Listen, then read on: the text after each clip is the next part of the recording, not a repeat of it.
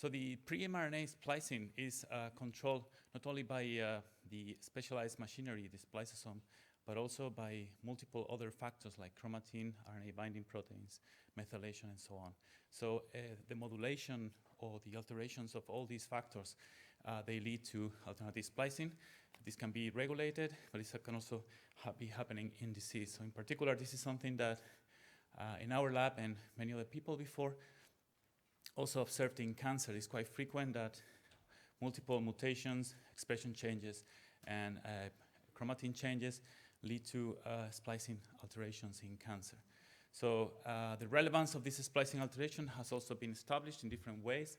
So people have observed that specific splicing changes can actually recapitulate hallmarks of cancer, like proliferation or metastasis. They can serve also as biomarkers for specific tumor subtypes or clinical stages. Alternative splicing changes can also be a signature of therapy resistance, so it's quite relevant to understand therapy. And now they are quite interesting as direct targets of therapy or to provide signatures of therapeutic approaches. Now the question is, something that hasn't been studied exhaustively is what is the functional impact of these splicing changes and whether they can be used to understand new oncogenic mechanisms. So this is what we decided to study. For that, we used data from the TCGA for 11 cancer types. We're using RNA sequencing data and mutation data. So this is work from Hector. He's a talented master's student and who should be here in the conference. And all the details you can read in a preprint in bioRxiv. Okay, so the first thing was how to measure these changes. So there is a quite wide range of methods to measure splicing and differential splicing between conditions with different flavors. In red, you can see our small little contribution to the large number of methods. We decided to go for transcripts because we could link then the splicing changes directly to the CDS and how we could understand how the CDS is affected through these splicing changes. But then we decided to create yet another method with three new properties. So one was so we look at this transcript to measure the CDS. Then we look for switches in the sense that we're looking for a pair of isoforms in a gene where one is more abundant than the other in normal samples, and this order or this ranking is switched in the tumor samples.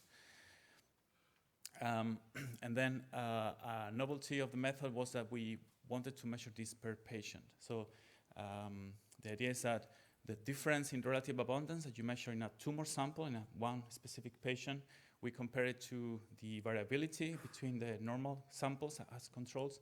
And then we decide per patient whether this switch is happening or not. So we have a pair of isoforms that are changing significantly in opposite directions in a patient. So this is very interesting for what I will explain later, because then we can work with the splicing alterations of these isoform changes in the same way you can work with mutations or the alterations per patient. So we obtained around 8,000 of those switches. 70% of those correspond to local events, the classical alternative splicing events, but 30% of those, they don't. So that means that we are also recovering new changes that you couldn't recover in a standard classical procedure. So among the changes that we observe, we see an enrichment of intron retention in this 70%, and enrichment of exon skipping, which disagrees with prior reports of what you see in splicing in cancer. So one thing we observed is that the majority of these isoform switches, both isoforms code for have an annotated CDS, but what we saw is there's an enrichment of or a significant shortening of these CDSs in cancer. So this is the length of the proteins produced by these pairs of isoforms, and you see an enrichment of reduction of the length. And then around 10 or 11%, one of the two isoforms doesn't code for protein, but there is an enrichment in the changes where the isoform switch goes from a coding isoform to a non-coding isoform. So we restricted the analysis to those isoform changes that affect a given protein feature, like an anchor UPRET prediction, a PFAM domain, or a prosite domain. And we observed that there is also an enrichment of losses of these features. So the features tend to be lost rather than gained.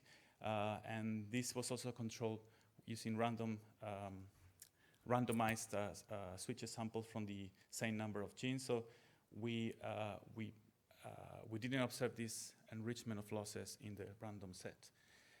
We looked at what happens in cancer genes. So we collected a number of genes that had been before described as cancer drivers because of mutations, recurrence, and from different sources.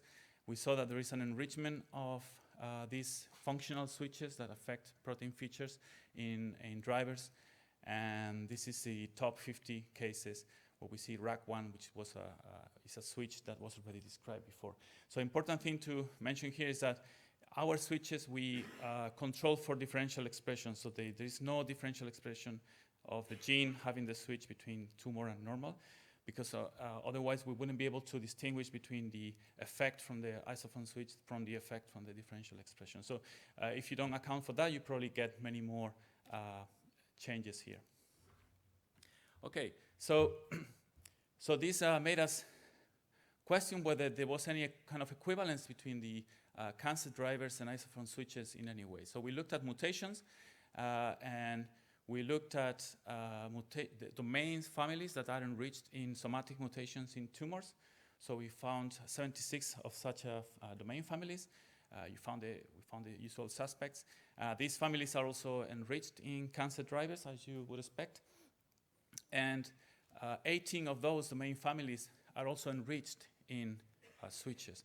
That means they occur more frequently than expected in the, or are affected more frequently than expected in the switches, and they coincide with the ones that are frequently mutated, but just 18 of them. So we decided to test whether this equivalence could be measured in a different level. Instead of looking at the same specific domain family, we can do this comparison at the functional level. So what we did is to map all the functional domains to Go categories in 3 different levels of granularity. And at each level, we saw that there was an equivalence between the domains that are enriched in mutations and the domains that are frequently affected by the isoform switches. So we suspected there could be a equivalence between the two kind of alterations at the level of the function they affect. Then, already a while back, it was proposed that alternative splicing could affect protein interactions through the inclusion or exclusion of exons in a tissue-specific way. So we decided to test it in cancer. The main difference is that we are using full CDSs rather than local events.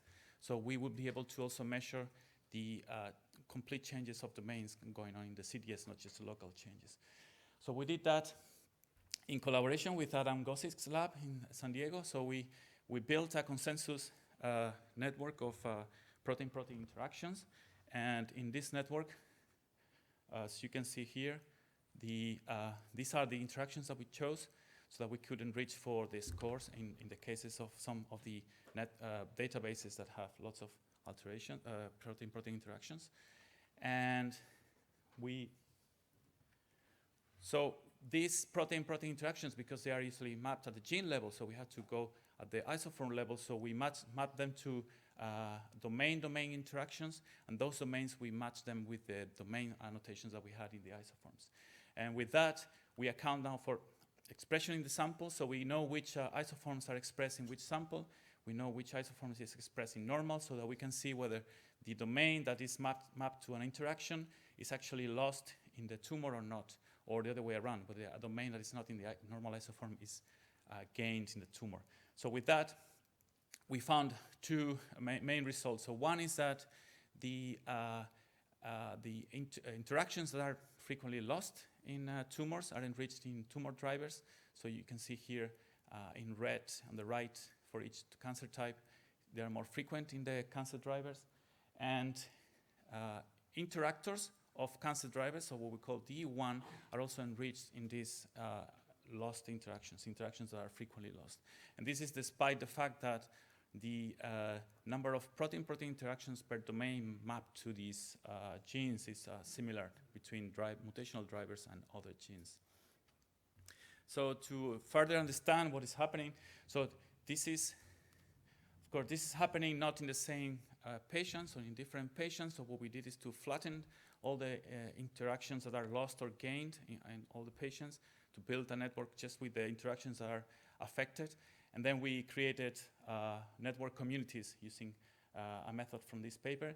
So the idea is to find densely connected networks of interactions that are frequently lost. So we found one particular network that is enriched in RNA binding proteins and spliceosome splicing factors. And in this case, there was one particular pair of interactions involving RBMX and TRA2 beta. They both lose interactions with SF3B1. And in the case of RBMX, it's through the loss of RNA binding domain. And we found, although this is not statistically significant, so we found very suggestive mutual interaction between the switches and the mutations in SF3B1. This is another interesting case with the initiation complex, translation initiation complex, that these two factors, they lose interactions with the this cancer driver, and also through similar change in domains. And again, so we find the switches and the mutations, they show suggestive mutual exclusion. So they hint towards possible role in a certain oncogenic, independent oncogenic process. So to answer this question, whether they could have an, could be seen as drivers, so we measured, we couldn't do the functional assays, we didn't have the opportunity to do that, so we measured centrality and distance of these switches as a proxy for relevance in cancer genes, as has been proposed before. So we see that there is an enrichment in centrality, and we see also an enrichment in distance to known mutational drivers, as suggesting that there may be a subset that is relevant as an independent oncogenic process. So we also looked at the relation with mutations and copy number alterations. So we see that there is a mutual exclusion in the sense that patients with a high proportion of drivers of these switches, they tend to have less mutational drivers, and the same thing happens with copy number alterations. So it's very suggestive of a similar thing as the cancer genome hyperbola. So some of these alternative splicing changes could be like a third component of this hyperbola, and then provide independent oncogenic mechanisms. So to summarize, we have mapped cancer-associated splicing changes to changes in proteins. We see that the domains that are classically affected by somatic mutations are also frequently switched, but this happens in different genes, not the same genes. We've seen that, or we suggest that the alternative splicing changes also remodel protein-protein interactions, and these are involved in cancer driver, with cancer driver interactions. And also, there might be a subset of those cancer-associated splicing changes that provide independent oncogenic processes. Okay, with this I stop. Thank you. Questions? Oh, thank you for your great talk. So I am Daekyun Kim from the Frederick Roth and the Mark Vidal's group. So our group is also doing the similar thing, but we are now extending the prediction to the Y2H linear validation, that whether the PPI really changes or not. So for your study, did you also do that this alternative splicing will really change the protein-protein interaction status? So what I could see is that, or the prediction, right? So yeah.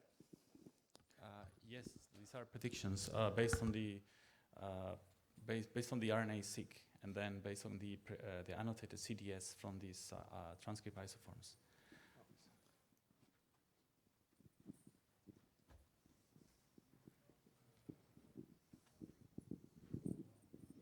Thank you very much. Very nice talk. Frequently changes in the splicing, so although you can detect them with RNA-seq, actually they are not changing, which is the protein that is mostly expressed, right? So I mean, when you are looking into these changes in splicing and domains, are you really accounting for the magnitude of the change in the expression level of the protein that is implicitly being expressed? Or do you have any kind of control on that?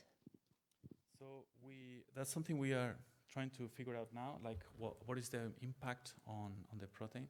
So we did some preliminary analysis with mass spec data from the TCGA, where we can, so given a splicing and isoform change, we can map peptides to the specific isoform. So we can only use the peptides that are specific to this isoform. This is quantitative data from iTrack. And so if we know that the pair of patients from the iTrack experiment, one has the switch and the other hasn't, so we can measure whether there is a relative change in the abundance of the peptides. So then we compare this quantitative value in the log2 rate, one patient versus the other for all the peptides common to them. And this is for the common peptides, common to both isoforms. Peptides that are specific to the normal isoform, peptides that are specific to the tumoral. So we can, from mass spec quantitative, we can measure an increase of the peptides corresponding to the tumoral isoform in tumors. The problem is that this is there is not enough peptides to do this genome-wide. And of course, we can use as a proxy the delta PSI. So this is like will be the average delta PSI of our isoform switches. So most of them are beyond 0.10, and many of them are beyond 0.20, which is usually used as a cutoff to indicate that there will be some biological effect. But it's true. So we cannot yet measure genome-wide the effect on protein, but it's not necessary that you need a complete switch of the protein production to have an effect. You can have basically an effect from a production of a different protein at a certain level. Thank you. In the interest of time, we need to move on. Let's thank Eduardo again. Okay, so the next talk is going to be computational framework to design effective oligonucleotide for exon skipping in Duchenne muscular dystrophy.